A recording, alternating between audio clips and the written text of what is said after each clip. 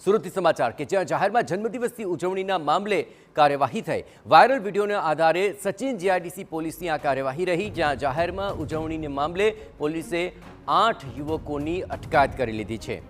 કાન પકડીને આ નબીરાઓ પાસે પોલીસે માફી મંગાવી, માફી માંગી ફરી આવી ભૂલ નહીં કરવાની યુવાનોને ખાતરી લીધી। ત્યારબાદ જ તેને છોડવામાં આવ્યા। અહીં ઇકો કાર ઓવરબ્રિજ પર ઊભી રાખી અને આ યુવાનોએ જન્મદિવસની ઉજવણી કરી હતી। રસ્તો રોકી આ નબીરાઓ ઉજવણી કરવામાં મસ્ત હતા અને આ વિડીયો સોશિયલ મીડિયામાં વાયરલ થતાં પોલીસે કડક હાથે પગલાં લીધા છે।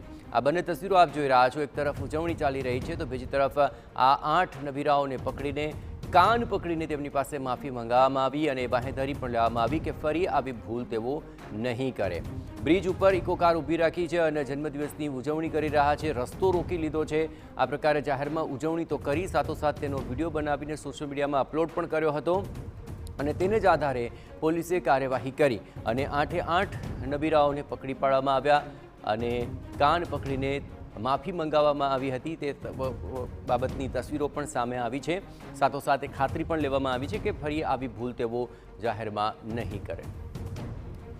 વધુ વિગતે વાત કરવા માટે જોડાઈ રહ્યા છે ટીવી 9 સંવાદદાતા બલદેવ સુથાર। બલદેવ, પોલીસે ખૂબ સરાહનીય કામગીરી કરી છે, પરંતુ વિડીયો ક્યાંનો છે અને કેટલા વખત પહેલાનો આ વિડીયો હતો જેને લઈને આ કાર્યવાહી કરાઈ? જે રીતે સુરતના સચિન જીઆઈડીસી વિસ્તારનો આ જે વિડીયો હતો તે સામે આવ્યો હતો, કારણ કે થોડા દિવસ અગાઉ જ કેટલાક યુવકો દ્વારા જાહેરમાં જન્મદિવસની ઉજવણી કરતા નજરે પડી રહ્યા હતા। એટલે કે જે બ્રિજ ઉપર જીવલેણ જે કહી શકાય છે કે લોકોને નુકસાન થાય અને પોતાને પણ નુકસાન થાય, તે રીતે જીઆઈડીસી વિસ્તારની અંદર જન્મદિવસની ઉજવણી કરતા નજરે પડી રહ્યા હતા।